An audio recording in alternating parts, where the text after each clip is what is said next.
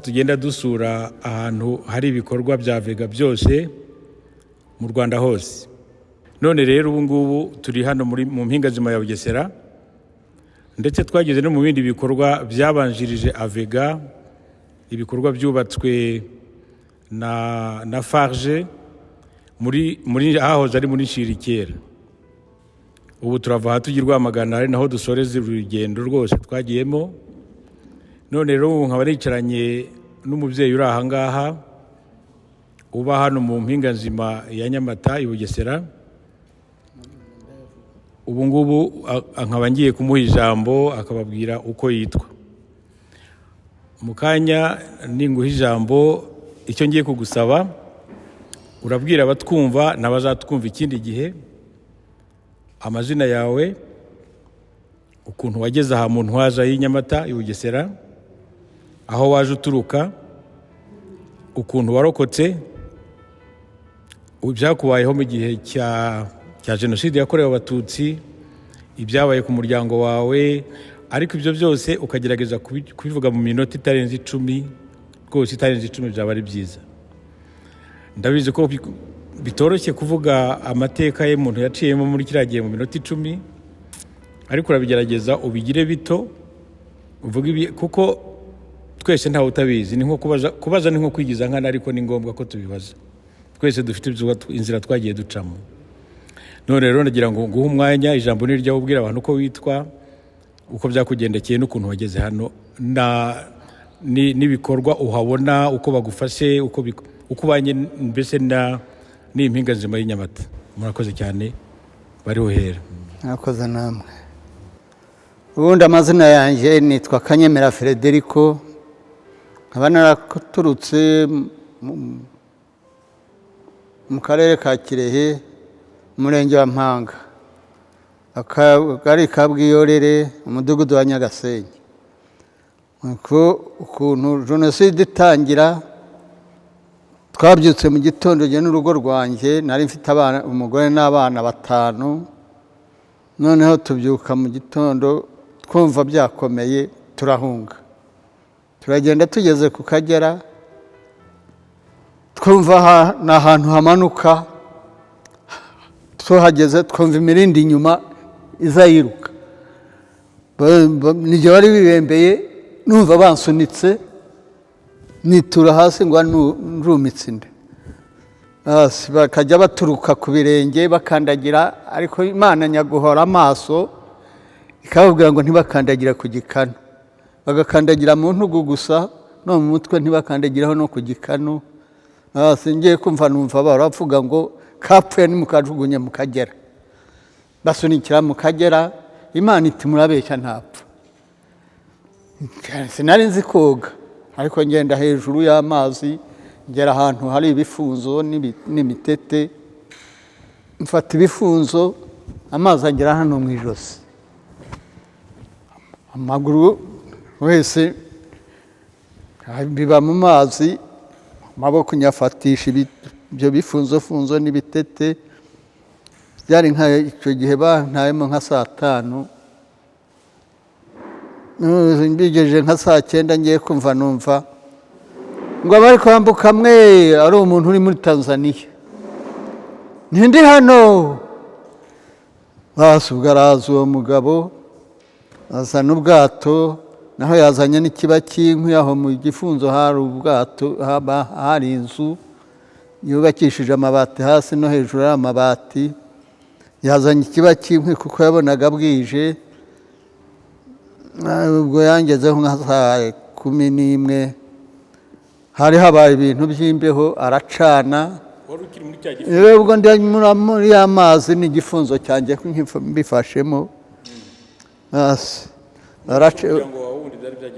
Umuryango wanjye duherukana icyo gihe.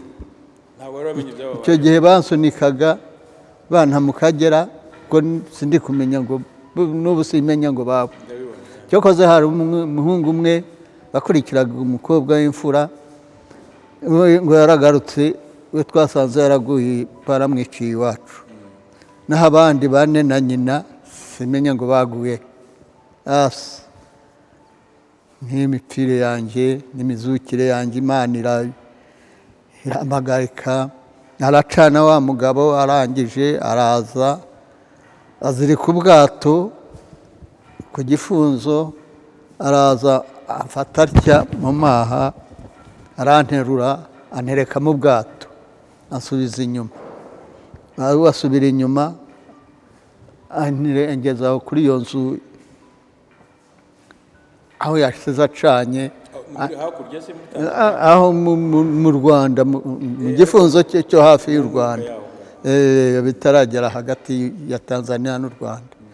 Hasi anereka aho imbere y'umuriro, abandi bahamagaye b'inyuma yanjye, ubwo aragenda asubira yajya kuzana abandi, nanjye nsigara nota ko nari nahindutse ikintu cy'igikonyezi, ntari umuntu mbese, n'imyenda ni ikintu wese n'imbeho yanyishe. Rota ngo bigeze nka saa moya z'ijoro, ntangira gukamuka, numva ndasusurutse. Ubwo igihe maze gususuruka nyine nkajya numva intozi zirava mu matwi ziragara, kugeza igihe zishiriyemo nkumuka, tukararaho mu gifunzo. Mu gitondo akazinduka yambutsa abandi abazana, nabo barayeho mu gifunzo cyaho iruhande rw'aho twambukira. Uwo muntu yarakuzi se? Reka da, ni umuntu wikoreraga amafaranga gusa. Wari ufite amafaranga yo kumuha? Mvada ntari nyafite. Nuko wagize amahirwe, ntabwo yaraguye mu mazi? Yari kubera ko nose nyine yari yumutse. Basi twambutse, bavuyeyo nka saa 3 nibwo yabamazeyo, abazana aho ngaho mu gifunzo aho ziri. Nka saa 3 nibwo yatangiye kudushomba, atwambutse atugeza hakurya, tuva mu mazi tukagenda tukicara hejuru ku gasozi turindana, tukarindana, turategerezanya. Arabashomba bamarayo, hasi dufata akayira twese turagenda tuzenguruka ahantu ho bita Kaberenge, ahantu h'ikiyaga. Ubundi iyo ari bake ikiyaga duhamagara abasare bakaza bakatwambutsa. Ibyo birumvikana. Aho waje kuhavute byaje kurangira bigenze bite? Byaje kurangira amaze gukamuka nyine, numvise nta kintu, ariko imvune uko bakandagiraga nkumva reka. Ndavuga wavuye aho ujya werekeza? Navuye njya Tanzania nyine, tuhungira Tanzania. Wamaze igihe kingana iki muri Tanzania? Ndumva bari ukwezi, niba ari 2, simbyibuka neza. Mu nkambi? Mu nkambi, kuko twageze mu nkambi y'aho bita Burigi, niyo batujyanye. Ngezeyo bambwira n'umukobwa undi nyirarume wari warashatse iyo Tanzania, bambwira ko aho ari. Kandi hari abahungu bo ndise wa sekuru, ndise wabo, bari bavuye iwabo bajya ku kiraro kurarira inka. Uwo muhungu ndi sekuru n'umushumba, ndimo ndabareba bageze ku irembo iwanjye. Ndagira ngo none umbwire ukuntu waje kuva aho ngaho mu rugo iwawe, muri izo ngo bari babacumbikiyemo. Wageze aha bigenze bite? Wabanje kuba he? Ese wahise uza uvuye aho ngaho iwawe? Twavuye nyine mu buhunzi, tuba aho ngaho mu mazu y'abandi. Ubwo ako kanya Leta yatwubakiye aho ngaho mu masambu yayo. Yatwubakiye ku mudugudu, umudugudu w'iwanyu ku musozi wawe? Umudugudu w'iwacu, ruguru y'amasambu yacu. Nagiye ruguru y'isambu yanjye, hasi tubamo. Icyo gihe navunikaga, nari ndi mu nzu yanjye. Ubamo wenyine? Kandi mbamo jyenyine. Bukeye sinzi ukuntu nari nibereye aho, naravunitse nyine. Ubwo hari umugabo wo bita Kananura, wari ufite umugore wari murumuna w'umugore wanjye wo mwase wabo, mutumaho itako ryambujije kubyuka mu nzu. Bukeye ariko azana igare, arampamagara, nyuze urufunguzo mu idirishya, ndarimuhara arakingura ashyira ku igare ntwari we akajya abyuka mu gitondo akagira cy'agatege itako nkamufata hano akagenda akurura akanjyana mu rutoki akajya ku nkanda n'amazi ashyushye n'amazi arimo ngira ngo nk'umwaka nangwa umwaka n'amezi. waje kuhava ute rero? naje kuhava yarantemeye igiti cy'ikibando cyo kujya ngenderaho niga kugenda. Gusubira iwawe se cyangwa? Namaze kwihanganamo nasubiye iwanjye. Wavuye iwawe ujya hese icyo gihe? Kugira ngo ubone ubufasha burenze ubwo wavuye iwawe ugana hiwo uza aha cyangwa harahandi? Navuye hano, navuye iwanjye nza hano. Uza hano ye. Ninde waje kugushaka rero ngo uze hano? Bantumaho akarere k'iwanyu niko kazaga kakabwira abiwacu. Bakubwiye impamvu se? Mukazana wanjye umugabo we ndise wabo, umugabo we yakoragirwa amagana no bari muri Nyungwe ni ya. Ese ubwo urumva mu magambo make bari barebye ko ukeneye ubufasha burenze kuba mu rugo wenyine? Sinakubeshya rwose ukuntu ariko niko byari bimeze, bari wenyine mu rugo. Ukuntu byagenze kugira ngo bamenye ko ari jyenyine iwacu aho ngaho. Ni cyo abayobozi bakora ariko barabimenye. Bakaza bakantwara, baraza baratubwira ngo nitugende ngo batujyane ntuzane hehe muri Huye. Oya nihera kurenge Nyanza. Ni muri Huye buriya nyine. Niho babanje kukubwira ko batujyanayo ahubwo. Niho mwabanje? Batujyanayo turahareba, tuhageze dusanga ni amahanga ari kure, tutajya tubona abadusura. Turahanga twese uko twari twagiye. Mwanganaga iki gihugu? Mwari muri otobisi? Twari mu modoka y'akarere nyine ya Toyota. Mwese mwaga kuguma i Butare? Twari abantu batatu, abadamu Madarina nanjye, twari batatu, abakecuru babiri nanjye wa gatatu. Twanga kuguma i Butare ko kugarukina, turagita imodoka idusubiza imuhira. Ku buryo twageze aho ku karere Kirehe nijoro tukarara ku karere. Bukeye yatujyana idusubiza imuhira, turagenda tubayo. Niba hashize nk'ukwezi, niba ari nk'abiri, nanone imodoka iraza iti nimwurire, batuzana hano tuza kuhasura naho turahareba, nta kibazo muzatuzane. Badusubiza imuhira, turagenda tubimuhira. Bukeye nanone baraza bati tuje kubajyana, ubu ntimuzongera kugaruka kuba hano. Hasi niko kutuzana. Nuko ni ukwishimira Imana. Aho mugereye aha rero? Aho tugereye hano, umuntu yaribanaga, ubwo ujya kwambara umwenda umeshe, udufaranga two farije yaduhaga ugakuramo nk'ibihumbi 2, kandi uri kumeshesha imyenda 2. Wajya kumeshesha nk'imyenda yose n'ibyiyoroso n'ibyisasiro ugatanga nka 5. Ubwo uravuga mukiri hari iwanyu? Tukiri iwacu.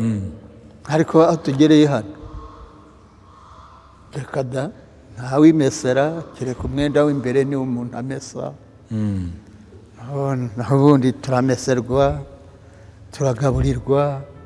Munywa amata y'inka? Tunywa amata y'inka, tunywa icyayi, tunywa ibiryo byose by'amoko yose turarya. Tumerewe neza, mbese tumeze nk'abana, nk'umwana uri na se na nyina. Bakaba bafite n'ibyo babagaburira batajya kuhaha. Nabibonye kandi ko bisa. None se natangiye mbabwira nti hari abantu birirwa basebya iki gihugu na perezida w'igihugu.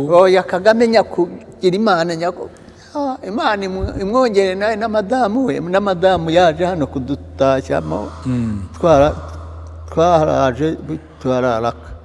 Umunsi wa 3 aza kudutashyamo. Ubu uko tumeze ari Kagame na madamu we na vega na farije, Imana ibongerere kabisa. Kabisa ubu yewe nta. None se nk'uwo mugabo nakubwiye witwa Philipo Basabose, nk'ubaje aha nk'uku naje nawe akaza mwamubwira iki? Uwo wirirwa avuga ngo Kagame yabataye mu muhanda ngo mwirirwamo musabiriza. Imana yaba yakundaga nk'ubu ikamukura mu bantu, ubwo arishimira ibyo ibyatubayeho. Oya.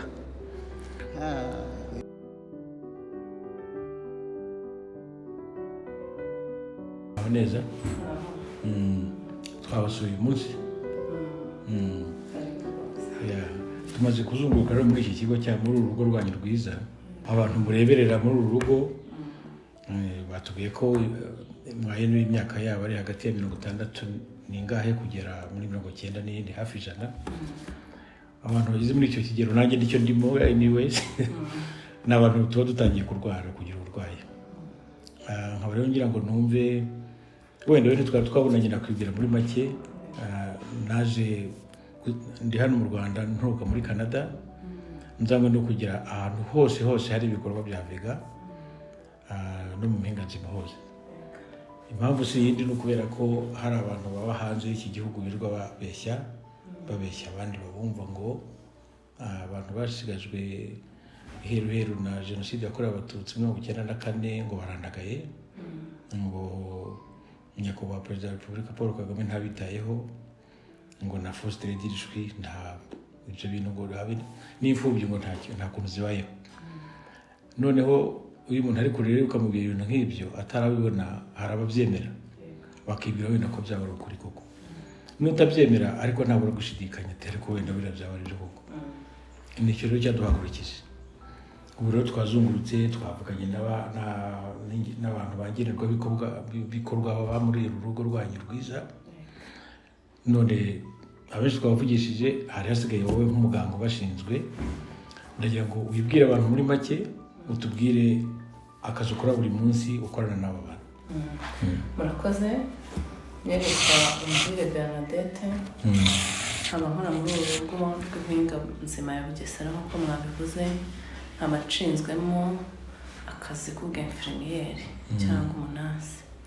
Ko dukora akazi kacu ka buri munsi twihuse. Hano ino serivisi yacu cyangwa aha turi tubafata nka poste de santé, tubaha ubuvuzi bw'ibanze ku ndwara zoroheje.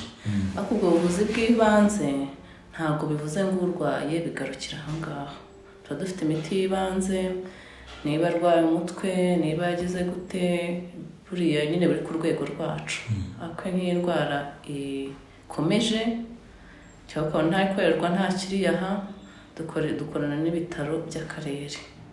Ndagenda nkamwakira transfer kuri centre de santé, tugahita tumujyana kwivuza ku bitaro by'akarere. Ntabwo yijyana, ndamuherekeza nkamenya aho acira, urabona ko imyaka akenshi bigeze hejuru ntiyamenya aho aca ngo ndajya ku murongo wo kwa muganga ngo ndajya gutanga ibizami, ntabwo yamenya ibyo ari byo. Njyewe turajyana, hari n'ibyo yakwivuza akabyibagirwa cyangwa ntakubwira mu by'ukuri icyo arwaye, agahita kwibwira ati umubiri wose gendwa umubiri wose urabafasha. Niko abantu bakuru bavuga iteka rwango bakubwira ko umubiri wose umurya, amufasha ukamuherekeza. Deja no kwa muganga mwinjiranamo kugira ngo umufashe kumusobanurira. Namuhaye imiti n'iyi byaranze, muganga nawe akabona aho ahera akamufatira ibizame. Iyo babona ari indwara ikiriraho avurirwaho, ariko iyo adakiriraho ntibirangirira aho ngaho, agera ku bitaro bindi bikuru, niyo secondary referrals, korana na Kanombe, CHK, yewe na Faisal tubajyanayo. Ubwo rero nubwo iyo ka tutarayigira hano mu rugo rwacu rw'abajya hanze y'igihugu, ariko hari nabo ibitaro byo mu Rwanda iyo byananiranye babambutsa bakajya kwivuza mu bitaro byo mu mahanga. Nuko rero twe dukora. Ni byiza cyane. Nahuye n'ushinzwe ibibazo bigendana n'ihungabana, nawe yambwiye uko akora. Wowe ibyo uhura nabyo ni ibisanzwe byayindi n'umuntu utaraha muri uru rugo ashobora guhura nabyo. Byari bisanzwe byose, gusa bo muraborohereza bigakorerwa aho. Tuvuye umuntu arwaye umutwe ntiyahita ajya mu bitaro. Ubu murambwiye ko umuntu ufite umuriro iyo mumuhaye ibimufasha ntukire mujya ahakurikiyeho bakareba impamvu. mbese ni ibya buri munsi nk'uko umuntu wese yivuza ibisanzwe. yego ni igitangaza. None se amaka ukunze kubona menshi muri abantu ni ayahe? hano rero ka nyinshi zihaba urabona n'abantu bari mu myaka mikuru bagize indwara za NCDs, hypertension, umuvuduko w'amaraso na hypertension, anoza, diabete, asthma, amagastrite, igifu, urebye n'ibyo byinshi cyane bikunda kuba ahangaha. Muri iyo myaka nibyo afite nubwo atabara aha yabigira niwe niko bimeze. Icyo ukora akenshi ni baba baraje bazifite, ariko nk'ufatiwe ahabije vuba uhita umujyana ku bitaro bakamutangiza. Hari ama examen amukorera y'ibanze kureba ko impyiko ze n'iki bikora, bakamutangiza imiti. Ubwo imiti arayizana tukamufasha kuyinywa. Numva ni imiti y'igihe cyose. Izo nizo ka dukunda kubona cyane. Ni izisanzwe kuko no hanze zirahari rwose. Ni izisanzwe nta urebye nta bindi. None se ko muri kiri muto aka kazi wagatangiye ryari? Watangiranye n'iyi nzu waje nyuma byagenze? Tangiranye n'uru rugo. Twaratangiranye. Hatangiranye ariko mbona gukora uri muto nabyo bifasha. Bifasha kuko aka kazi kacu gasaba nyine imbaraga z'umubiri ndetse no mu mutwe akiri fresh. Kuko nyine usa nk'uwegeranye nabo mu mitekerereze, hari aho mwajya mugonganira cyane, ariko nyine kubw'imyaka yabo tuvuga tunumye nyogokuru akaga caprice cyayo cyagize n'ibisanzwe kubera uba warize nyine uko umuntu agenda akura uko mitekerereze behavior ze zigira. Ni byiza cyane kabisa. Imiti ni Leta yibaha iyo mukeneye barayi approvision amaje kurwa na Leta ibintu byo. Imiti hano yibanze dufite dukorana n'ibitaro by'akarere barayiduha iyi yibanze tuba dufite muri pharmacy yacu. Ariko akenshi iyo ugiye ku bitaro hari imiti ubona bataba bafite. Birumvikana. Dukorana na farge baba bafite ibyemezo bya farge, tukagenda kuri pharmacy zo hanze tugafata iyo miti itabashije kuboneka mu bitaro. Prescription ya farge mukagenda. Uko waba umeze kose niyo waba ugura miliyoni zingahe nta limite bajya bagushyiriraho ngo umuti urahenze ngo cyangwa abantu uhenze. Turagenda bakayiduha nta kibazo cy'umuti tujya tugira na kimwe. Ntabwo turi kubaza ibibazo byinshi, ahenshi twahaciye twafashe n'amafoto.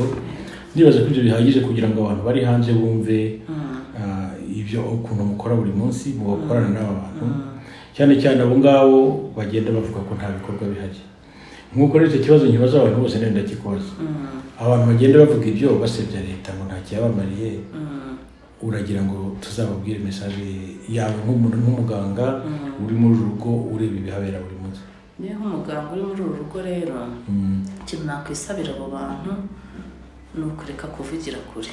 Nkuko namwe mwagize uruhare rwo kuza gutera intambwe, nabo batera intambwe bakatwisurira bakagenda bagafata amakuru afatika. Naho rero harimo n'ababa bafite imyumvire yo gupfobya, guhindura umuntu imyumvire ni ibintu bigoye. Abo bo niyo wamanura Imana ukabatereka ntibabyemera. Ariko nk'abandi batabazi iyo biva n'iyo bijya, nabasaba ko batakumvira hariya ngo babifateho uko biri, bakwigerera kuri tele bakareba bagasumbanya amakuru afatika. Reka rero ngushimire rwose Rwanda, gushimira cyane ibintu mukora hano. Imana izabaho umugisha, mukomeze gufumura cyane n'abato murazifite, ariko mufite n'umugisha gukorana n'ababyeyi bangana batya. Buriya baba basengera niyo batanabibabwira, ariko barabasengera kandi amasengesho ni meza cyane. Murakoze cyane. Murakoze cyane nawe.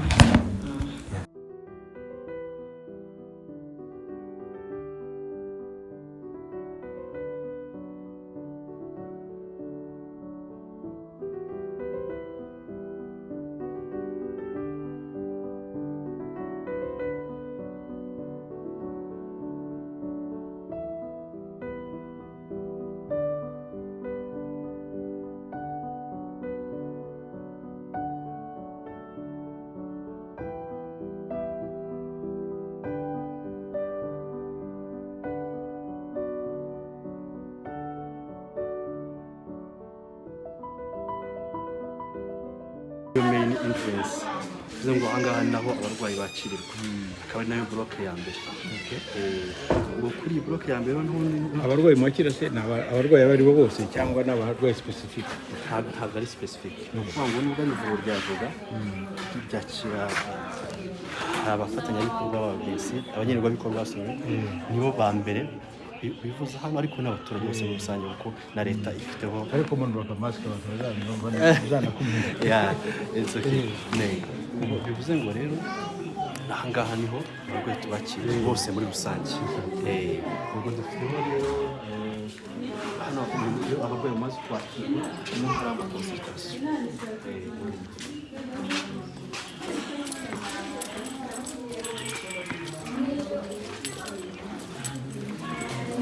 Miriwe hanyuma ubu ni ryo suzumiro rya mbere niyo suzumiro hanyuma abantu bakuru ni ukuvuga mu myaka kenshi biterwa n'umuganga wakoreyemo ashobora kuba yahakoremo uri gukura abana ubwo nibo aba yakira abana b'umunsi bakagira iminsi itandukanye ariko haba hari ababivuriwe nibo kenshi ukunda gukorana bitavuze ko atanahari abantu batavuye arimo arakora akazi hanyuma aha muri rusange nk'abarwayi bakirirwa hatangirwa imiti ni farumasi atari sitoke isanzwe ya distribution hanyuma hariya niho hari ububiko bw'imiti hirya niho hakorerwa icyo bita sterilisation na kwitshirisha mukora kwitshirisha hanyuma uyu ni wo muryango wo kwisuzumira nawe ubu ni isuzumiro rya kabiri abantu mufite se biterwa n'isi cyangwa baza ni ukuvuga ngo abahari ni temana kuko nta badogitazi bahari ni abanasesi n'abandi bapsychologist babisipoze muri mental health nibo bakora hano bivuga ngo nta bavisitazi bafite ahangaha ni kuri twese aho kwishyurira ibya fagitire n'amaverifikasiyo donc hari abaje baturutse muri neighborhood ya hano bafite indwara zisanzwe bakabiha bakivuza barabarira abatafite ububasha n'ibyo bari kubaha akenshi umurwayi udafite ububasha cyangwa udafite ubushobozi ashobora kuza arembye kandi adafite uko yishyura kuko ni ukuvuga ngo umuntu ashobora kumufata anshaje kuko ikintu akorerwa bwa mbere aravurwa numva avurwa mbere y'uko avurwa kenshi utaramenya ufite ubwishingizi aba yabutanze mbere ariko utabufite urabanza ukamwitaho hanyuma ukamenya ko uzamukurikira ariko abo ni abantu batari members bawe abo ni abatari members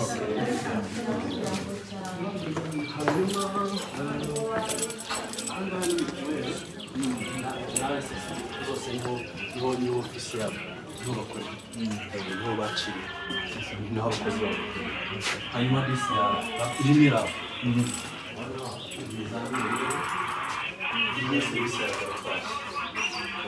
ibizami bisanzwe amaraso ibyo byose hanyuma abarwayi bakirwa hanyuma ahangaha niho muri chambre y'analize niho ibizamini bipimirwa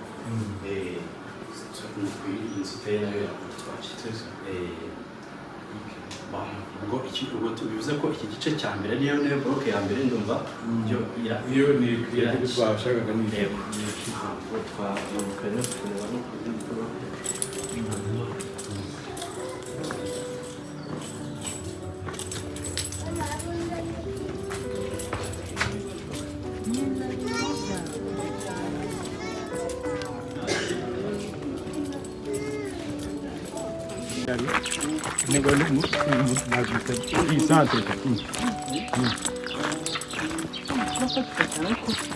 inyuma ya genocide hakiri kare kuri inyuma ya genocide ubundi yarijeje gutabara abarokotse bakeneye ubufasha bakihangana n'ibyo yabuze muri by'ihungabana no kubavura mu buryo bwihuse ni ukuvuga ko yabayeho mbere y'intwaza hari yego yabayeho mbere y'impinganzima kuko mbere y'ibyifuzaga ahantu kure cyane hanyuma ubwo rero niyo bloke ya kabiri yubatse na faje cyangwa navega n'abafatanyabikorwa bacu amakuru yumva hanyuma rero ahangaha niyo bloke y'administration hagakorerwamo na ariko hakabamo umuco n'isa ikoreshwa iyo bita PMTST cyangwa se kwita ku bantu bafite ibibazo bya abana n'ubwandu bwa sida aho ni kuri inzu bakira n'ayerwe naho babahera imiti ni hano ni inzu ni broken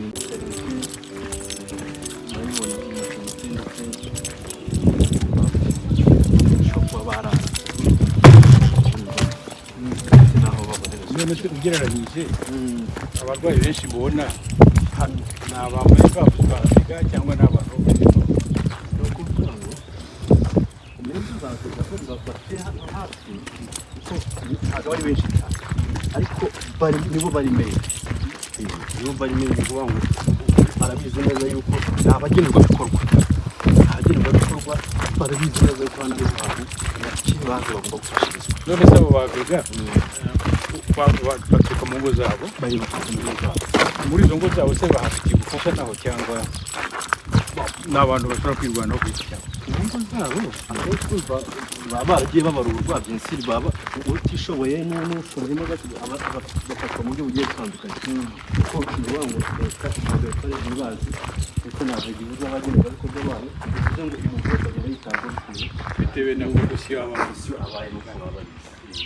Ibi rero niyo yavuga y'amakomite ababyeyi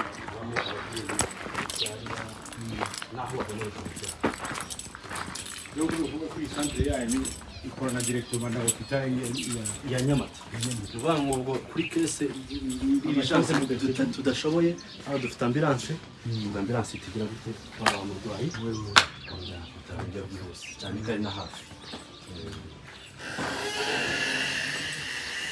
twiyemeje rero kuza ngo dusura ahantu hose bagerageze gufasha abo bantu. Yego ubu twaraciye hose ahantu hari ibikorwa bya video byari uko bigana ko nawe rero ndagira ngo ugire nk'umuntu uri muri abo bakora ibyo bafasha abo bantu bakeneye ubwo bufasha. Umwe muri abo bantu yitwa Philipo Basabose ni umuntu uturuka i Rugo muri Janshiri ni umuntu nawe wafashijwe na Farge itike ariko yihinduye ikindi kintu tutazi icyo ari cyo niwe uvuga ayo magambo. Ndagira ngo utubwire ubutumwa tuzamugezaho umunsi tuzasubira hariya.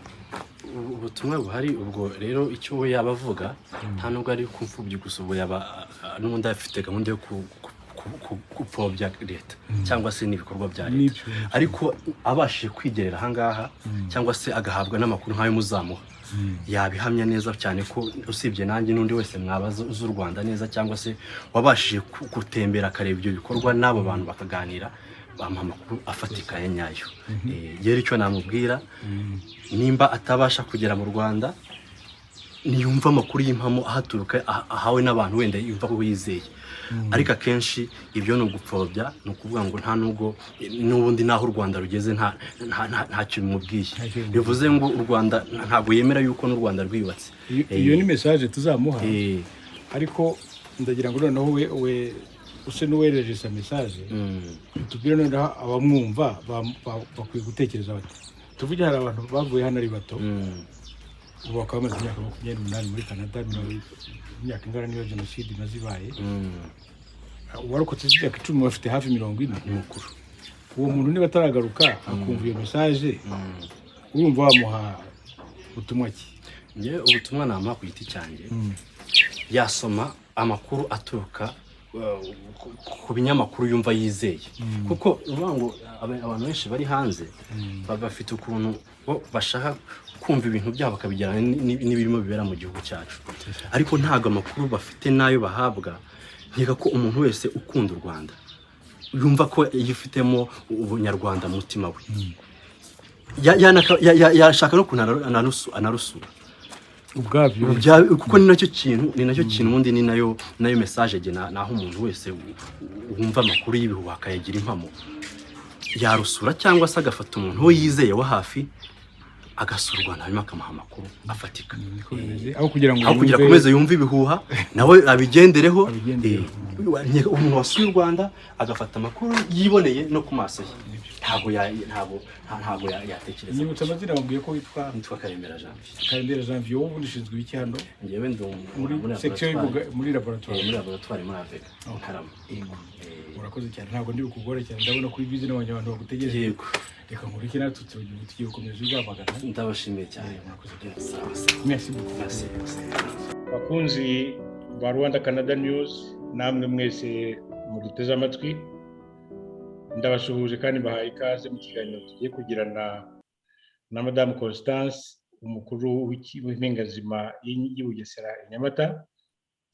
Nkuko mubyibuka, tumaze igihe hafi cy'amezi 2 arengaho gato dutangiye urugendo rwo gusura ahantu hose hubatswe impinganzima, akaba ariho hacumbikiwe ababyeyi bagizwe inshike na genocide yakorewe abatutsi muri 1994.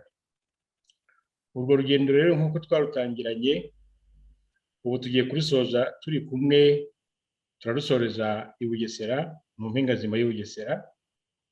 Tukaba rero tubafitiye umutumirwa Constance, akaba agiye kubibwira, sindi bumuvuge, arivuga hanyuma atubwire iyo nzu ayoboye ahagarariye uko ikora, kugira ngo musobanukirwe uko impinganzima zikora.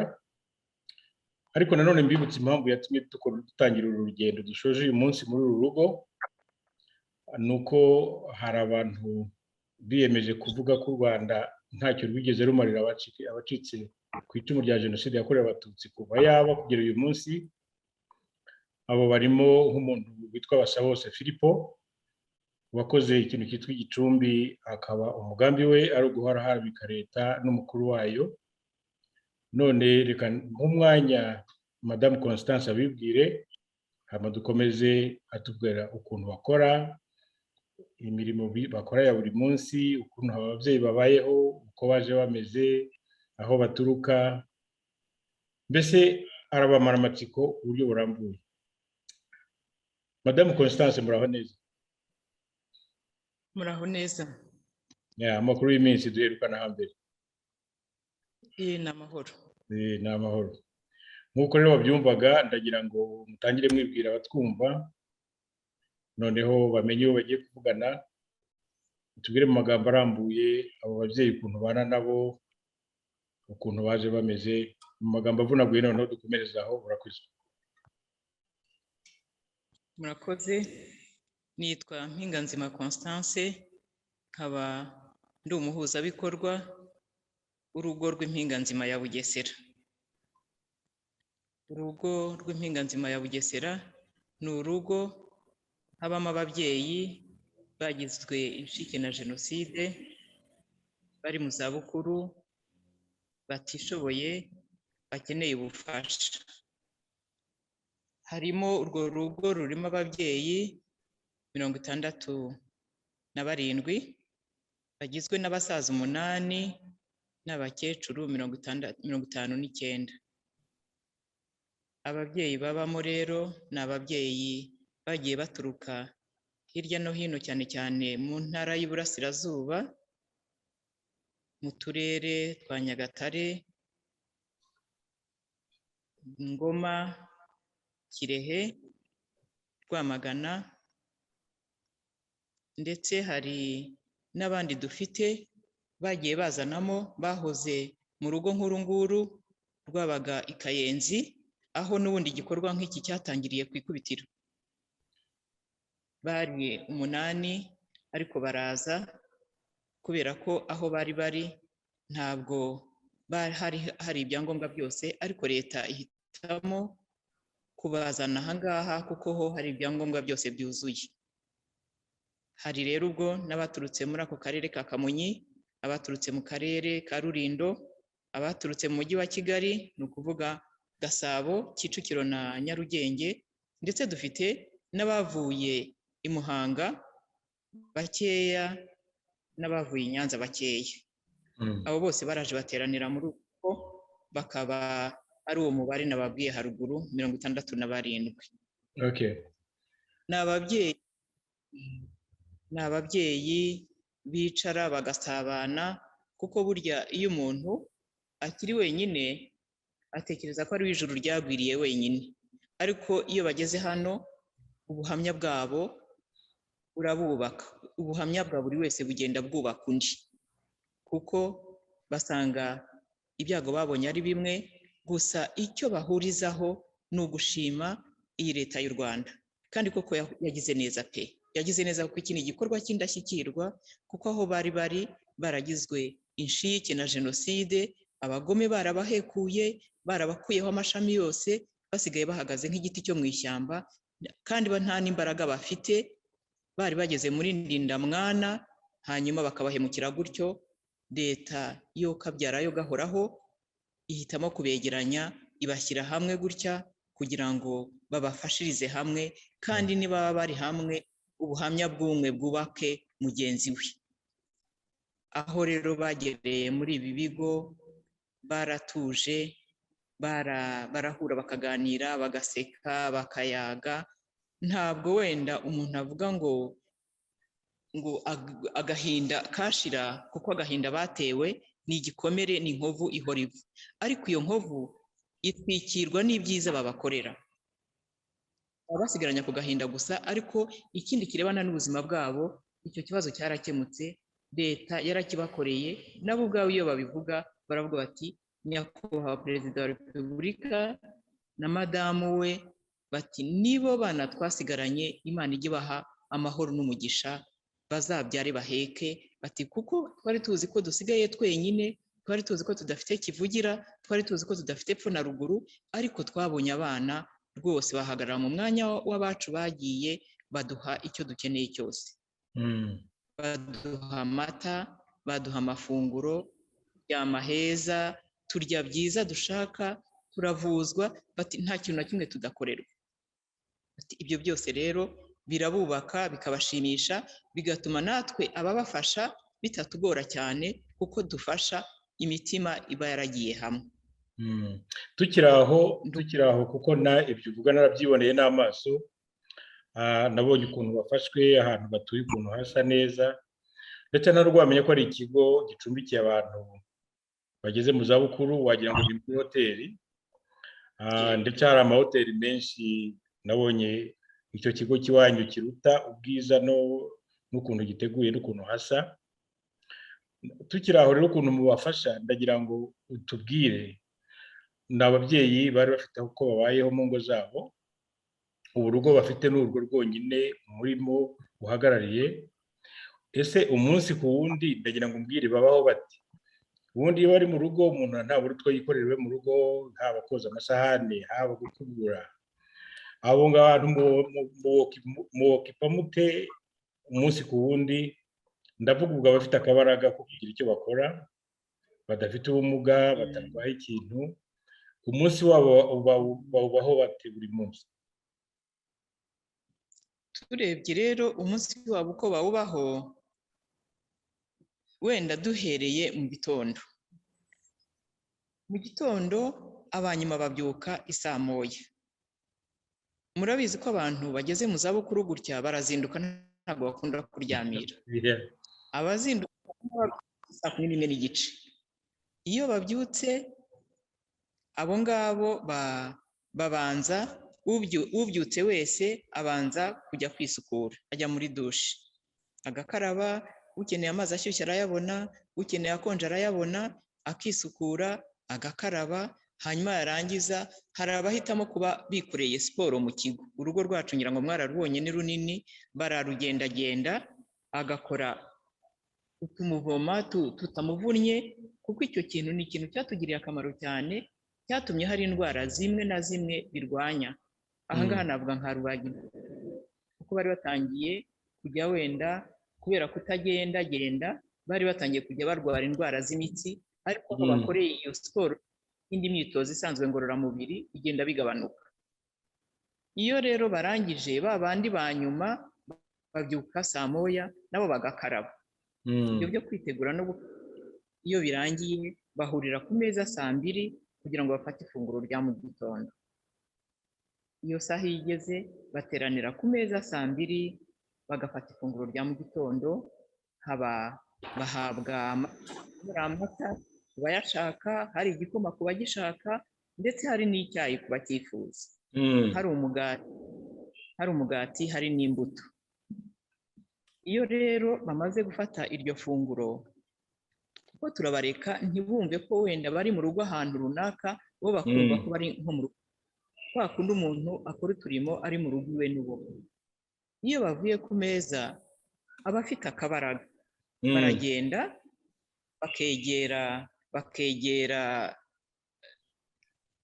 nk'abakozi bo mu gikoni, bakabaha ibintu babahatira, bene iyo mirimo itabavunnye bashobora gukora bicaye hamwe. Abayisabye cyane cyane,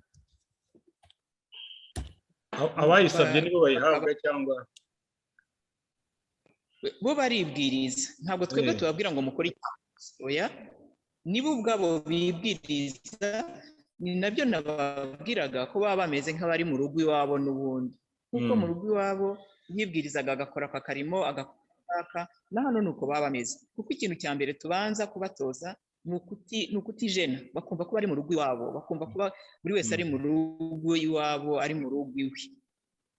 Hanyuma abandi hakaba ubwo baba bakora wenda bufira utwatsi, hakaba abandi baba kuko tujya dushaka n'abantu babahingira umurima wabo, noneho abandi bakajya bajya kureba, bakabaterera, bakajya bajya kureba ko byameze, abafite akabaraga bakabagara, n'abatagafite bakagenda bakegera abo barimo gukora uwo murimo bakabaganiriza. Kandi nabyo ni iby'ingenzi, bakabaganiriza, bagaseka, bakishima. Hanyuma rero utwo turimo tunyuranye tangiye akenshi, nk'iyo akazuba gatangiye kuva nka kandi ka saa 5 kaba gatangiye gukara, bahita bahagarika iyo mirimo, bakaza bagakaraba, hanyuma barangiza bakaba bicaye gatoya, iminota mike y'ibisigaye, saa 6 bakajya ku meza. Nabwo bakabona amafunguro. Ntabwo dutegura ikiribwa kimwe, dutegura ibiribwa 2, kandi amafunguro yabo aba agizwe n'indyo yuzuye. Ni ukuvuga harimo ibyubaka umubiri, ibitera imbaraga n'ibirinda indwara. Ariko cyane cyane ikintu kidashobora kubura amafunguro yabo, ndavuga mu biribwa, ni imboga. Wenda mbahaye nk'urugero, hari igihe tuba twabateguriye wenda nk'ibirayi n'umuceri n'ibishyimbo. Murabizi ko abantu bakuru bakunda imboga nyinshi zishoboka. Noneho n'ikintu gituma ibiryo byoroha, tubaha inyama, tubategurira indagara, tubakorera nk'isosi y'ubunyobwa, mu makaroti n'intoryi. Bene utwo tuntu dutuma ibiryo bisa neza, byishimira kandi bikanaryoha. Iyo bavuye ku meza rero, hari abagenda bakaryama kugira ngo baruhuke. Ariko hari n'abavuga bati ntabwo turi buryame, kuko iyo turyamye ku manywa bituma nijoro tudasinzira neza. Bakagenda bakicara mu tubingaro, mwaratubonye, bakaba bakora korikori, kuko baboha ibyibo, baboha ibiseke, baboha intango, baboha amafurari, baboha imipira yo kwambara, twinshi kandi baradukora kandi neza. Hanyuma abandi bakaba bari aho bikinira nk'igisoro. Ibyo byose ari abo baba baboha, ari abo baba bakina icyo gisoro, baba barimo baganira, babwirana amakuru, ku buryo ubona ari abantu baba bari mu rugo iwabo. Oya, nibyo kabisa, narabibonye, ariko nagira ngo ubitusobanurire nk'uko bivuze. Ikindi nabaza, iriya nzu yanyu, urwo rugo rwanyu nararubonye, ni urugo rwiza cyane koko rutangaje. Abo wambwiye 67 barurimo, niyo full capacity y'urwo rugo, bashobora kurenga? Ese abarujemo muracyakira abandi ubu, cyangwa byararangiye nabo bonyine mushobora gutunga muri iyo nzu? Aho bimeze bite kuri iyo level? Abo mbabwiye dusigajemo imyanya 2. Tugomba ko imyanya ihari ni 69. Ariko si ukuvuga ko 69 nigera bizaba birangiye. haba harimo abakuze cyane, haba harimo abashobora kurwara tukavuza tugakora byose, ariko umunsi ni umunsi, iyo umunsi wageze baragenda. Iyo rero bitabye Imana turabaherekeza, ariko wa mwanya usigaye ntupfe ubusa, nabo bakazawuzanamo abandi bari hanze baje ko haboneka umwanya, cyane cyane ko hanze abari barahasigaye ni abakanyakanyaga bari bafite akabaraga, cyangwa ndetse akaba atarabisobanukirwa, ataramenya ubwiza bw'ibi bigo, ariko aho baboneye ubwiza bwabyo, aho bagiye baherwa ubuhamya n'abarurimo, bakagenda barushaho kuhakunda, ndetse bakajya banyuzamo bakaza gusura n'abo ngabo bahari, bakavuga bati n'ukuntu natwe batubwiye ntiduhite tuza. Icyo gihe rero aba ari nko kuri iyo umwanya ubonetse ahita aza nawe agasanga bagenzi be bakabanamo. Ndabisobanukiwe neza. Tukiri ku mibereho ya buri munsi, abenshi muri bo ababasanga baza bafite ubumuga, kandi bagira ubumuga bw'ubwoko bwose. Hariho ubumuga buri physique, donc abantu bakomeretse mu gihe cya genocide yakorerwaga abatutsi bakagira ubumuga bukomeye, ariko hakaba n'ubumuga butaboneshwa amaso bwerekeranye na trauma bagize. Muri make baduciramo ukuntu babana n'ibyo bibazo, mubafasha mute, cyane cyane trauma ibiri physical byo birumvikana, ariko ibitari physical nka trauma, kandi hari na muri bo mubana hari abafite imiryango yarokotse wenda ikiri hanze, relationship yabo basize hanze nabo bo muri urwo rugo, cyane cyane nuko ukuntu mubafasha igihe bafite amatraumatisme akomeye, bigenda bite mu magambo avunaguye? Reka duhere kuri icyo kibazo cy'abafite ihungabana ari ryo trauma. Hano abakozi duhari turi mu ngeri zose. Dufite abanasi, dufite aba infirmier n'aba infirmieri babiri, dufite umupsikologe, dufite n'abandi babana nabo umunsi ku wundi, n'abo mu gikoni n'abakora isuku n'abandi gutyo. Ariko reka tugaruke kuri aba ngaba babiri, kuko niho mwari mumbajije icyo kibazo, kushinzwe ihungabana ariwe mu psikologe. Nka bene abo bagize icyo kibazo tubibona kare, kuko ntabwo kiza ako kanya ngo mwavuganaga gihite kiza ako kanya, kiza buhoro buhoro. Natwe rero aho urimo ugenda ukora observation umubyeyi ku wundi, nk'ubu iyo tugeze mu kazi, ikintu cya mbere umuntu abanza gukora ni ukubanza gukora turu ya bose, ugenda ubasuhuza, ubabaza uko baramutse, ubabaza niba basinziriye neza, ariko aho ngaho ukaba urimo ukorana observation yimbitse, umureba uko muvugana. Iyo rero hari ibibazo biba bigaragara iyo unamureba, iyo umwitegereza, icyo gihe umupsikologe ahita amujyana akajya kumukorera counseling individuel, kuko tubakoresha na siporo na za yoga. Ibyo byose bigenda bibadufasha bigatuma batigunga. Ku kibazo rero cyo gusubira aho babaga, wenda bajya kureba abo, niba hari uwarokoye wenda umuntu muri akamusiga inyuma, aba agomba kujya kumusura, birumvikana. Kandi niyo yaba ari nta n'uwo yasigaranye, ariko yarasigaranye umuturanyi wamuhaga umwana akamuraza, akamuha umwana akamuzanira utuzi, nawe aba akeneye kugenda akisanzura akamusura. Turabareka rero bakajya kubasura, mbere covid ho itaranaza, yaba uwo muturanyi yaba wenda uwo yasigaje mu muryango, bazaga hano bakabasinyira ko babatwaye.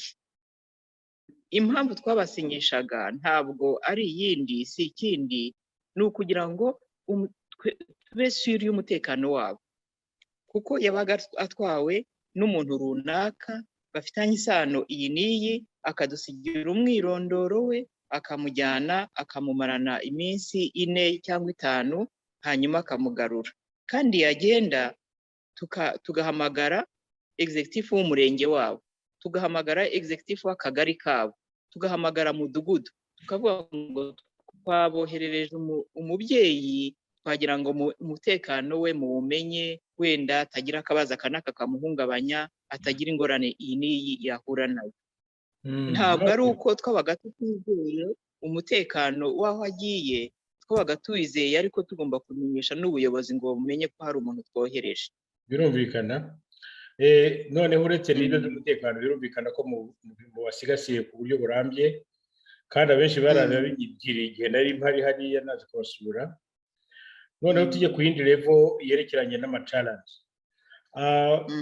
Wenda ntituri bujye cyane mu byerekeranye na budget aho muzivana uko mubabeshaho, ariko urebye muri rusange nk'abantu 67 kubatunga umunsi ku wundi ntabwo ari ikintu cyoroshye. Nubwo wenda bitaba avec précision ngo mumbwire muti dukoresha ibi n'ibi, nka buriya mukoresha budget ingana iki buri kwezi gutunga abantu bangana batyo? Byose birimo kubatunga, kuri abakozi biyokipa, kubatwara kwa muganga. Wenda kwa muganga tubyihorera, ibyo n'iyindi level, ariko ubuzima bwa buri munsi buriya bitwara nka budget ingana iki? Ibyo ndabibariza ko nkuko natangiye mbikubwira hari abantu bavuga ngo leta nta kiyigeze bamarira. Mbibutse ko cyane cyane uwo mbwira ni ariyize ni Philipo Basabose n'ubivuga kenshi, ndetse akaba anatinyuka akavuga ngo niwe uzaba ubuhungiro bw'abacitse ku icumu bose. Ndagira ngo noneho mubwire mu nzu yanyu imwe nka budget mukoresha mu kwezi ingana iki buriya? Nka hano twebwe dukoresha ibigera nko muri miliyoni 5. Harimo kubishyura amata, ibyo kurya, ibyo kunywa gutyo, kuko ageramo aho ngaho rwose. Ahubwo wenda gato icyo nari ngiye kongeraho ku byo navuze mbere, nagira ngo nongeraho akandi kantu, ntabwo ari kubasubiza inyuma mu mbabarire, ariko nuko nguko kohereza ababyeyi wabo, uko kuntu kohereza ababyeyi wabo abaturuka mu karere runaka, tubwira meya w'ako karere akohereza imodoka n'umubuscologue ukorera muri ako karere, wenda na director wa social protection, cyangwa se na vice meya. Hari igihe biyizira bakaza bakabatwara. Iyo babatwariye icyarimwe, ni nayo systeme dusigaye dukoresha ubu, nuko bagendera icyarimwe, kubera n'iyi covid yatumye iyi myaka 2 yarishize batarasubira iwabo. Ubu rero uturere turimo kuza tugatwara abakomoka muri ako karere bakabajyana, hanyuma bakamarayo icyumweru bakongera bakabagarura. Bivuga ngo turashima cyane uturere kuko turimo kudufasha muri icyo gikorwa, kandi iyo bavuyeyo baza bishimye ko basanga imitungo yabo itarahungabanye, basanga abo basize inyuma, bakabona umwanya uhagije wo kuganira nabo, bikaba bibafasha, bigatuma batuza rwose. Ibyo ni ibintu byiza cyane, kuko ubundi uribaza nk'umuntu usubiye ku musozi w'iwabo aho yagiriye izo ngorane zose. Akenshi ndabonye muri hano abenshi bari baranafunzwe, igihano cyabo cyararangiye bagarutse ku misozi yabo. Ndibaza nk'abo bantu iyo bagiye ku misozi bagahura n'abo bantu babahekuye. Niyo mpamvu mvuga nti ni ibintu byiza mukora. Niba meya yizira n'umusaykologiste waho, urumva barakomeza bagacunga ubuzima bwabo bwa buri munsi kugeza igihe bagarukiye mu mpinganzima. Ni ikintu cyiza cyane rero. Icyo narangirizaho wenda mu mwanya muto dusigaranye, ababyeyi bose navuganye nabo, haba aho ngaho i Bugesera, haba i Nyanza, haba Huye, haba muri Rusizi, bose barambwira bati turagutumye rwose, nutubonera umubyeyi wacu First Lady Jeannette Kagame, uzamutubwirire ko tumushima cyane bikomeye, na nyakubahwa Perezida, nkabemerera nk'aho nzahura nabo. Ntabwo nagize ayo mahirwe yo guhura nabo ngo mbatumikire. None nkaba nagira ngo nawe ku ruhande rwawe nk'umuyobozi wo mu mpinganzima aho ngaho, ndatangiye kubwira ukuntu nk'abantu nk'uwo Basabose avuga ngo niwe uzaba ubuhungiro bw'abacitse ku icumu, ngo kuko leta nta kibamariye, ngo niwe wenyine, ngo impamvu ngo yabyise igicumbi kiriya kintu cye, ngo nicyo kizaba ubuhungiro bwa leta y'u Rwanda, kuko ngo nta kibamariye. Ndagira ngo wowe nk'umuyobozi w'iyo mpinganzima muri ubwo bwiza niboneye n'amaso, numve message wabwira umuntu uvuga amagambo nk'ayo, cyane cyane ariko urubyiruko rumukurikira, wenda rudaheruka ino, rwasizwe iheru na genocide, wenda bafite n'ababyeyi bari naho ngaho ntawabimenya, kuko urabizi ko hari abana bacitse ku icumu batazi iyo ababyeyi babo bari, kandi wenda banahari. Nk'abana nk'abo bakurikira umuntu nk'uwo Philipo Basabose wihaye ubwo bubasha ngo bwo kuba umuvugizi w'abacitse ku icumu bose, ndagira ngo nk'umuyobozi wo mu mpinganzima y'i Bugesera ugira icyo umutubwiriraho message yazumva kuko ibi ngibi bazabyumva turimo kuvuga. murakoze cyane. Hari ijambo umukuru w'igihugu yavuze yewe nkunda cyane cyane no muri ibi bigo turibona pe. Yaravuze, yabwiye abacitse kw'icumu ndetse n'aba babyeyi barimo, yarababwiye ati mwabuze abantu ariko ntimwabuze igihugu. Iryo ni ijambo rikomeye. Niba abantu barashize kuri aba babyeyi, niba abacitse kw'icumu abantu barabashizeho, ariko bari mu gihugu, igihugu cy'amahoro, igihugu cy'umutekano, igihugu uryama ugasinzira, igihugu urwara habana mu gicuku ukabyuka ukajya kwa muganga kubera umutekano wacyo. Rero iryo ni ijambo rikomeye ngiye njya mvuga ngo nko kuri ni fondation umuntu aba yubakiyeho, kuko iyo umuntu akubwiye gutyo uba uzi ko nusitara hari umuntu uri bukubwire ngo mpore komera, uba uzi ko niwitsamura hari uri kubwire ngo urakire. Ntabwo urugero ruri kure. Aba babyeyi bashoboraga no gutekereza ko babuze byose, ariko ntabwo babuze igihugu. Igihugu cyarabegeranyije kirabafata kibashyira ahantu nk'aha ngaha bashoboye kwitabwaho, bashoboye guhabwa buri kintu cyose. Bafite agahinda ko babuze ababo, ariko bararya bakaryama bagasinzira bakicura. Ni nayo mpamvu nk'ubwo butumwa baguhaga ntabwo ari we wenyine baruha, ubasuye wese barabimubwira, kuko baravuga bati ubundi na perezida wa repubulika bamwita ngo ni umwana w'isezerano, ngo ni umwana w'isezerano, kuko ngo yabavanye hahandi habi abazana ahari. Ahangaha bajya bahita ngo ni Yeruzalemu nshya, abazana ahantu nk'aha ngaha. Bamugereranya rero na Mose uko yavanye abayisiraheli mu Egiputa bameze nabi akabageza mu gihugu cyabo cy'isezerano, nabo niko bamufata. Ntabwo abantu bakuze nk'aba bapfa kuvuga ibyo bintu bidafite imvano, bidafite ikintu kiri palpable kigaragara gifatika. Rero nanjye nunga muri abo babyeyi, ariko ndagira ngo nsabe nk'abana barimo kugenda bashaka kudeviya, bashuka umutima barabaruta, bashuka umutima bagira ngo babone abayoboke inyuma. Nta kintu, burya ikintu cya mbere mu buzima ni amahoro. Ikintu cya mbere mu buzima ni amahoro. Iyo ufite amahoro ibindi byose urabikora. Iyo ufite amahoro ibintu byose ubigeraho. Uyu munsi wa none urwo rubyiruko barimo bashuka rushobora gutatira igihango, ariko ntekereza ko uko bagenda babona inyigisho nuko bagenda bumva ibyo inama barimo bagirwa, bakajya gutyo bakiga bakarangiza. Ubu muri iki gihugu 8 wa mbere ni ishuri. Iyo umuntu burya akurihira ishuri ukaryiga ukarirangiza, nawe ubwawe ushobora kwihangira imirimo, ari nayo system iri mu Rwanda, kandi bikagira icyo bibagezaho. Bakava hantu habi, bakava muri bwa bukene, bakava muri rya hungabana, nabo bakavamo abagabo ejo bagashaka bakabyara bakicungura. Rero ibyo ngibyo aho ngaho bandi none se n'ubuhungiro bwabo bari hese? Erega ntekereza ko n'impamvu baba bavuga ibyo bintu ntabwo bazi u Rwanda, ntabwo bazi uyu munsi uko ruhagaze, ntabwo bazi uyu munsi uko rumeze. Bazabanze mbere y'ibyo byose batera intambwe, babanze barebe u Rwanda, barebe aho rugeze n'uko rumeze, barebe abarurimo, barebe uretse n'aba babyeyi bari aha ngaha muri aya mazu n'abasigaye hanze. Leta irabafasha, buri kwezi baha amafaranga yo kwirwanaho, buri kwezi baha inkongoro y'amata. Hanyuma ibyo ngibyo kandi bikaza bigerekwa ku mahoro. Iryo jambo ry'amahoro nditindaho cyane kuko niryo base ya byose. Ese umuntu aguhaye amahoro ikindi haryo ubukeneye ni iki?